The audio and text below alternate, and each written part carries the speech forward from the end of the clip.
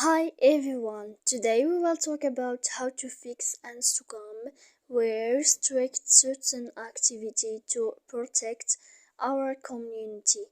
To know how to fix Instagram, we restrict certain activity to protect our community. You should just go to settings as you see here. We will click.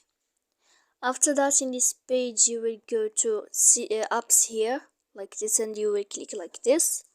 And then when you will find this list, you will go down to Instagram. You will find it here like this. And then in this page, you will go to click force stop. When you will click for stop, then you can go to storage and you will click here.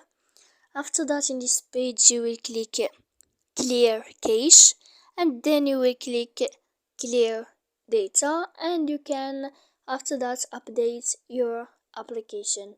So please don't forget to support us by like and subscribe. See you next time.